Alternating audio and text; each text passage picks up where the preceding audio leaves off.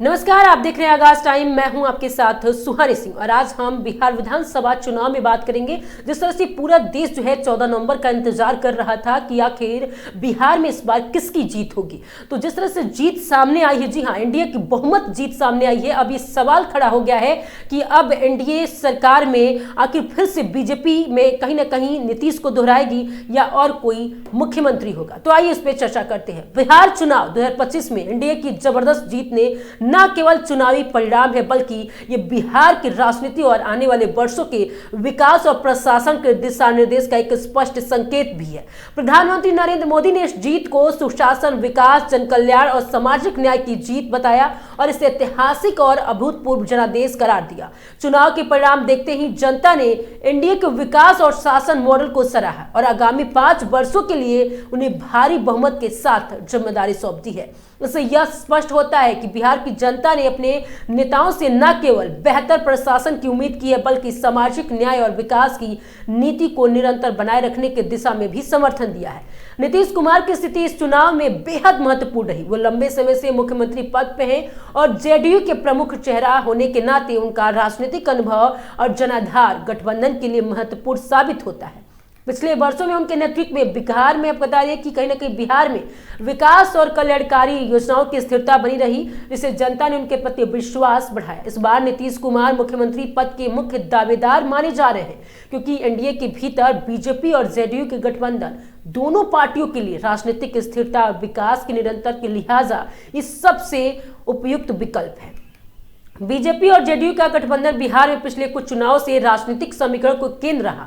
2015-2020 के चुनाव में दोनों पार्टियों ने साझा रणनीति की और तहत सीटों में विभाजन और चुनाव प्रचार को संतुलित तरीके से संचालित किया। बीजेपी के राज्य में अपनी मजबूत पकड़ के बावजूद जेडीयू को मुख्यमंत्री का चेहरा बनाए रखा, ताकि गठबंधन में संतुलन और राजनीतिक स्थिरता बनी रहे। इस राजनीति के न केवल चुनाव में जीत की मदद मिली, बल्कि जनता ने यह संदेश भी दिया कि विकास और सुशासन एक एजेंडा दोनों पार्टियों को साझा लक्ष्य है।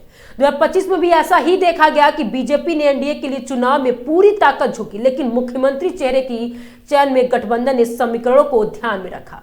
हालांकि चुनाव के परिणाम के बाद यह चर्चा स्वाभाविक है कि मुख्यमंत्री पद किसके पास जाएगा। नीतीश कुमार की स्थिति मजबूती, लेकिन बीजेपी की भूमिका भी निर्णायक होगी।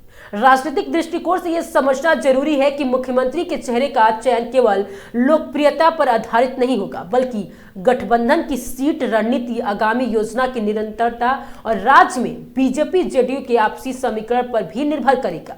अगर गठबंधन की राजनीति और सीटों के संतुलन बनाए रखना मुख्य लक्ष्य है, तो नीतीश कुमार के मुख्यमंत्री बने रहने की संभावना अत्यधिक है। इसके अलावा यह राजनीतिक जनता में स्थिरता का संदेश भी देगा और विकास एजेंडा को मजबूती से लागू करने में भी मदद करेगी। संक्षेप में कहा जाए तो बिहार में 2025 के चुनाव परिणाम ने साफ कर दिया है कि एनडीए का विकास और सुशासन का एजेंडा जनता द्वारा व्यापक समर्थन प्राप्त कर चुका है। नीतीश कुमार की लोकप्रियता और उनके नेतृत्व का अनुभव उन्हें मुख्यमंत्री पद के मुख्य दावेदार बनाता है, जबकि बीजेपी की रणनीति और गठबंधन की समीकरण इस निर्णय में निर्णायक भूमिका निभाएगी। आने वाले वर्षों में बिहार में राजनीतिक स्थिरता, विकास और जन कल्याण की प्राथमिकता मिलेगी और मुख्यमंत्री पद के चयन के समय इन सभी राजनीतिक, सामाजिक और प्रशासनिक पहलुओं पर गहन विचार किया जाएगा। यह चुनावी नतीजा केवल एक पार्टी की जीत नहीं, बल्कि बिहार की राजनीति में लंबे समय तक प्रभाव डालने वाला, आपको बता दें कि राजनीतिक और विकास के केंद्रित जनादेश है।